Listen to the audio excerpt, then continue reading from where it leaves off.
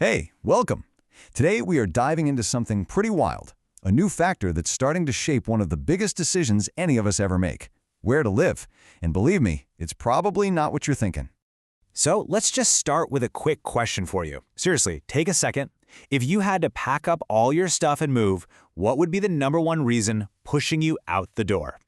For most of us, the answer is probably one of these, right? The usual suspects.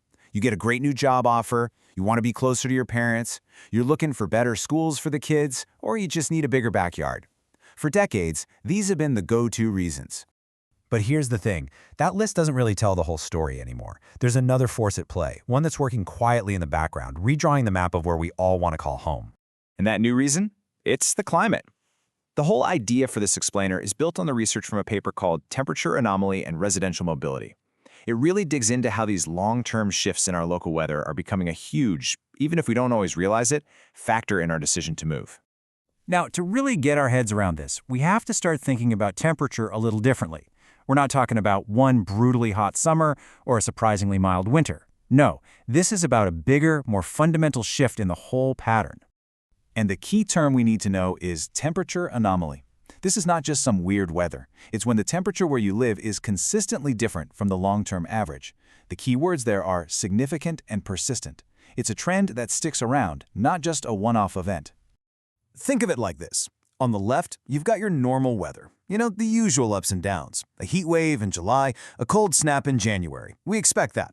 But on the right, that's the anomaly. That's when the entire baseline shifts, and what used to be a heat wave is now just a normal Tuesday. The whole definition of normal changes.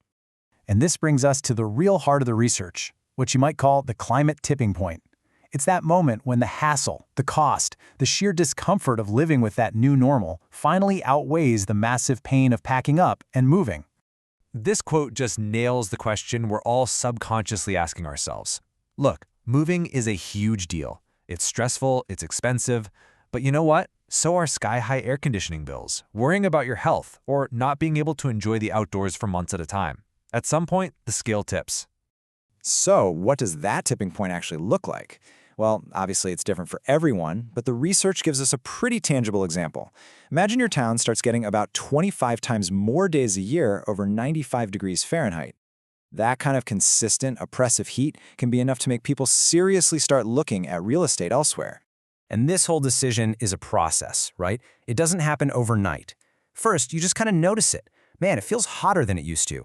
Then, you start to feel the impact on your bills, your mood, your lifestyle.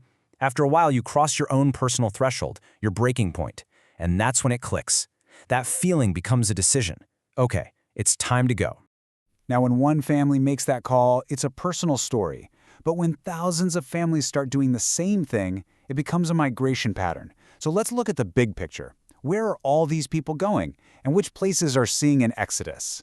And what's absolutely fascinating is that this movement is not random at all. The data shows clear, predictable flows of people. It's a new kind of demographic shift, one that's being driven less by economics and more by the thermometer.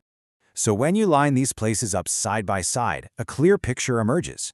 People are, generally speaking, leaving areas with high and rising temperature anomalies, places that are just getting too hot, too consistently, and they're heading for places with more moderate, stable climates.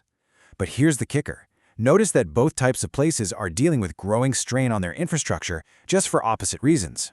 And if you want to see it in black and white, this chart says it all. You can clearly see that the rate of people moving out, what we call residential mobility, is way higher in those regions with a high temperature anomaly. It's a direct correlation. The data is pretty undeniable. Okay, so people are moving because of the climate. What's the big deal? Well, this trend has massive implications for our future, for how we plan our cities and towns. It forces us to think about something called sustainable adaptation. Because the ripple effects are huge. The cities people are flocking to, these so-called climate havens, they're going to face incredible pressure on their housing, their water supplies, their roads. The places people are leaving, they could face real economic trouble. This all points to a massive need for smarter planning everywhere to handle this new reality. And that is where sustainable adaptation comes into play. It's a fancy term for a simple idea. Let's get ahead of this. Let's be proactive instead of reactive. It's about planning and building communities that are resilient enough to handle these changes, for the people who've been there forever and for the new folks arriving. And let me be perfectly clear about this. We're not talking about some far-off problem for our grandkids to solve. This is happening right now. It's already influencing housing prices, where businesses decide to build, and the very character of our cities as we speak. So I'll leave you with this final thought to chew on. Thinking about everything we've just talked about, take a hard look at your own community. Do you think it's on track to become a future climate haven, or is it becoming the kind of place people might start thinking about leaving? The answer to that question is going to shape all of our futures.